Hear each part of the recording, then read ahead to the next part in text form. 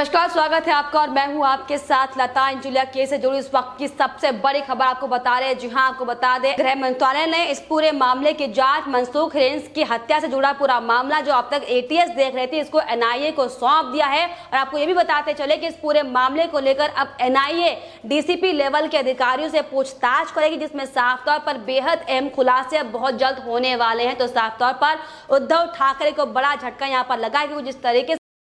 मामले को छिपाने की कोशिश लगातार शिवसेना कर रही थी और इस पूरे मामले को लेकर वो ये चाह रही थी कि एनआईए के पास एक केस ना जाए ताकि वो और सबूतों को मिटा पाए। लेकिन अब जिस तरीके से एक के बाद एक जो कड़ियां लगातार जुड़ती हुई दिखाई पड़ रही थी और जिस तरीके से एटीएस ने भी ये शक जाहिर किया था कि मनसूख हिरेन की हत्या पूरी तरीके से हुई है, जिसको लेकर साफ तौर पर अनिल देशमुख ने भी ये स्वीकार किया था कि इस मर्डर की जांच पुलिस अधिकारी कर रहे हैं, एटीएस कर रहे हैं। तो साफ तौर पर गृह मंत्रालय ने बड़ा एक्शन लेते हुए अब इस पूरे मामले की जांच एनआईए को सौंप दी, जिसको लेकर अब एनआईए अपने स्तर पर जांच करेगी, जिसको लेकर यह साफ जाहिर किया जा रहा है कि अब अहम खुलासे मनसूख हिरेन की हत्या के मामले को लेकर भी होने वाले हैं। जिस तरीके से लगातार मनसूख हिरेन की हत्या का मामला जिस तरीके से गरमाता जा रहा था और जिस तरीके से एक एक कर तमाम सबूतों को छुपाने की कोशिश उद्धव सरकार के मंत्री लगातार करते आ रहे थे, लेकिन अब जो बड़ा झटका उद्धव ठाकरे को लगा है, संजय राउत को लगा है, क्योंकि अब आपको बताते चले इस पूरे मामले की जांच एनआईए अपने स्तर से करने वाली है। जिस तरीके से लगातार एक के बाद एक तमाम जो तार इस पूरे मामले को लेकर जो जुड़ते आ रहे थे, इसको लेकर लगातार एटीएस अब तक ये मांग कर रही थी कि इस पूरे मामले में वो सचिन वाजे से पूछताछ भी करना चाहती है और वो ये चाहती है कि पूरा ये मामला है जो एनआईए के पास जाए। तो अब जिस तरीके से जो एक के बाद एक तमाम कड़ियां एक दूसरे मामले से जुड़ रही हैं, इसको लेकर साफ तौर पर एनआईए ने अब मनसूख हिरेन की हत्या का जांच का मामला भी अपने दायरे पर ले लिया है। तो अब साफ तौर पर आपको बताते चले कि और अब इस पूरे प्रकरण को लेकर एक बहुत बड़ा खुलासा बेहद जल्द होने वाला है, क्योंकि जिस तरीके से लगातार 25 फरवरी के रात से ये जो पूरा मामला शुरू हुआ था और कैसे कैसे तमाम घटनाक्रम घटे थे, किस तरीके से लगातार सचिन वाजे जो इस पूरे मामले की जांच कर रहे थे, कैसे निशानों के घेरे पे आ गए थे, सवालों के घेरे पर आ गए थे। और उसके बाद जिस तरीके से सचिन वाजे ने अपना व्हाट्सएप स्टेटस शेयर किया था कि कोई ना कोई शक्तियां मुझे फंसाने की कोशिश कर रही हैं और इस पूरे मामले में बड़ी तमाम ताकतवर शक्तियां भी हैं, जिसके बाद उन्हें सस्पेंड किया गया। और उसके बाद जिस तरीके से लगातार ये खबरें आ रही थी, लगातार एनआईए जांच में ये तमाम सबूत निकलकर सामने आ रहे थे कि सचिन वाजे इस पूरे मामले की रिपोर्टिंग परमवीर सिंह को कर रहे थे। और उसके बाद जब लगातार परमवीर सिंह के ऊपर कई सवाल खड़े हुए तो शिवसेना ने एक बार फिर से अपनी छवि को बचाने के लिए परमवीर सिंह का तबादला कर दिया। लेकिन अब जब तमाम तरीके के सबूत मनसूख हिरेन की हत्या को लेकर सामने आ रहे हैं और जिस तरीके से लगातार शिवसेना इस पूरे मामले को दबाने की कोशिश कर रही थी, लगातार छिपाने की कोशिश कर रही थी और मनसूख हिरेन की हत्या को लगातार आत्महत्या का रूप दिया जा रहा था, लेकिन अब जो एटीएस ने अहम खुलासे किए हैं, जो पूरी कड़ी दर कड़ी एक दूसरों से मिलती हुई नजर आ रही हैं, तो साफ तौर पर अब जो एनआईए इस पूरे मामले की जांच करेगी,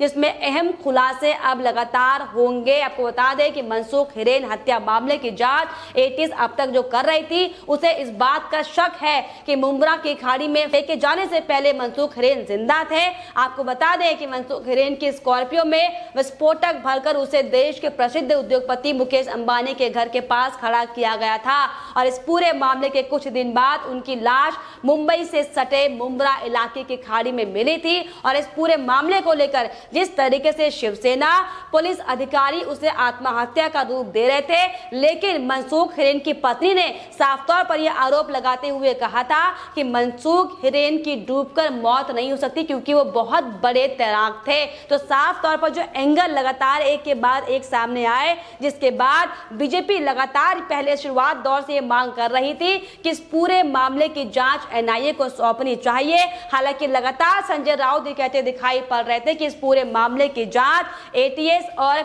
मुंबई पुलिस करने में सक्षम है। हालांकि अब जो तमाम सबूत निकलकर सामने आ रहे हैं, ये साफ तौर पर लाजमी है कि अब उद्धव सरकार की जमीन हिल रही होगी, क्योंकि जिस तरीके से हमने देखा था कि संजय राउत का बयान सामने आया था कि ये जो तमाम पुलिस अधिकारी जिन पर लोग आरोप लगा रहे हैं, बीजेपी आरोप लगा रही है, ये ईमानदार छवि के अधिकारी हैं। और अब आपके ईमानदार छवि को आखिर क्यों सस्पेंड किया जाता है, आखिर क्यों उनका तबादला किया जाता है। और अब जो लगातार आप ही के मंत्री इस बात को स्वीकारते भी दिखाई पड़ रहे हैं कि अगर गलती की है तो कार्रवाई होना बेहद जरूरी है। ये सब बातें साफ तौर पर ये बयान करती है कि इस पूरे मामले पे कहीं ना कहीं शिवसेना, उद्धव सरकार कुछ ना कुछ छिपाने की कोशिश जरूर कर रही है, क्योंकि इस पूरे घटनाक्रम में जिस तरीके से शिवसेना की भूमिका संदिग्ध नजर आ रही है, क्योंकि जिस तरीके से जांच में ये सामने आया कि एक एक कर जो तमाम आरोप सबूत सामने आ रहे हैं उसमें कहीं ना कहीं शिवसेना का कनेक्शन भी दिखाई पड़ रहा है। आपको बताते चले,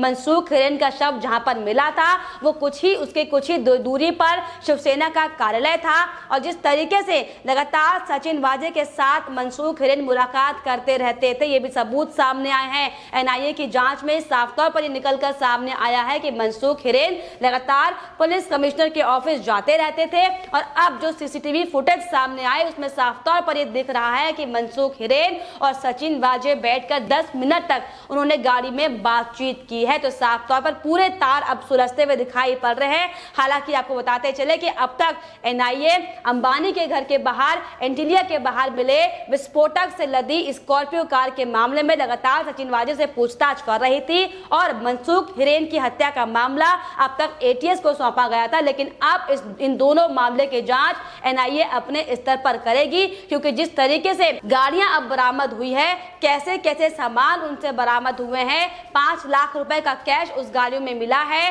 काउंटिंग मशीन उस गाड़ी में मिली है, मिट्टी का तेल भरकर एक बियर की बोतल में मिट्टी का तेल मिला है और कुछ जले हुए कपड़े मिले हैं। तो ये सबूत साफ इशारा करते हैं कि जिस तरीके से लगातार सचिन वाजे पर जो तमाम सवाल उठ रहे थे, हालांकि उसको लेकर एनआईए गहनता से इस पूरे मामले की जांच कर रही है। और इसी कड़ी में बीते रोज एनआईए ने सचिन वाजे को ऑन द स्पॉट ले जाकर सीन रिक्रिएट भी किया, जिसमें तमाम जिस तरीके से उस दौरान 25 फरवरी की रात जिस तरीके से सचिन वाजे ने स्कॉर्पियो गाड़ी में विस्फोटक रखा था, उस पूरे मामले को पूरा सीन रिक्रिएट किया गया। वहां पर तमाम बैरिकेडिंग की गई ताकि कोई मीडिया का पर्सन या अन्य लोग वहां पर ना आने पाए। और इसको लेकर अब लगातार अब एनआईए बहुत जल्द किसी न किसी नतीजे पर पहुंचने वाले ही। जिस तरीके से लगातार इसमें एक के बाद एक जो तार निकल कर आए थे और जिस तरीके से राजनीतिक उठापटक हमने देखी थी कि कैसे मुंबई पुलिस को लेकर तबादले किए गए, सस्पेंशन किया गया और कैसे राजनीतिक गलियारों में जो हलचल लगातार मच गई थी, लगातार मुंबई से लेकर दिल्ली तक दौड़ धूप नेताओं की जारी थी। क्योंकि जिस तरीके से हमने देखा था कि अनिल देशमुख जो पहले अपने पुलिस का बचाव करते दिखाई पड़ रहे थे, लेकिन जो कल उनका बयान सामने आया उसने ये साफ कर दिया कि कहीं ना कहीं शिवसेना, अनिल देशमुख इस पूरे मामले से अवगत है। उन्हें पता है कि पूरी साजिश उन्हीं की और से रची गई थी, जिसको लेकर जब अनिल देशमुख को लग रहा था कि अब एनआईए पूरे जांच के दायरे को अपनी तरफ ले चुकी है और तमाम अहम खुलासे हो चुके हैं, जिसके बाद अनिल देशमुख ने साफ तौर पर यह कहा था कि परमवीर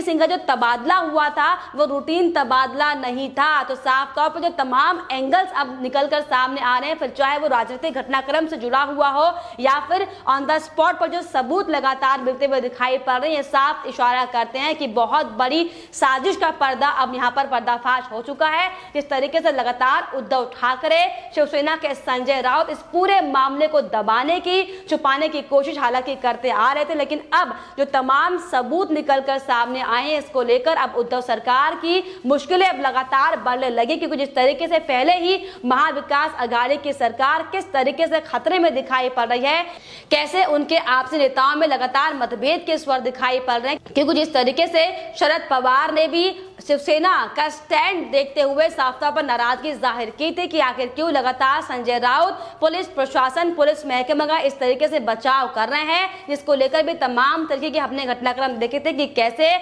शरद पवार को मनाने में लगातार शिवसेना जुट गई थी, लेकिन अब इसमें जो बड़ी खबर निकलकर सामने आ रही है कि अब एनआईए लगातार, हालांकि आपको बताते चले कि सचिन वाजे से पूछताछ जरूर कर रही है, लेकिन अब जो मनसुख हिरेन की हत्या का मामला, जिसको लगातार अब तक आत्महत्या का रंग दिया जा रहा था, अब इसको लेकर भी एनआईए गहनता से जांच करेगी और तमाम तारों को आपस में लिंकअप करने की कोशिश करेगी कि जिस तरीके से सचिन वाजे का नाम सामने आया था, सचिन वाजे लगातार मनसुख हिरेन के कांटेक्ट में था और इनको लेकर अब जो तमाम जो उलझते तार अब सुलझते हुए दिखाई पड़ रहे हैं, इसको लेकर आपको बताते चले कि एक बहुत बड़ा खुलासा एनआईए बहुत जल्द करने वाली, जिसको लेकर उद्धव ठाकरे और संजय राउत के होश अब उड़ने वाले हैं। और इसको लेकर आपकी क्या राय है, हमें कमेंट बॉक्स में जरूर लिखिएगा। साथ ही साथ हमारे चैनल को सब्सक्राइब करना भी ना भूलें।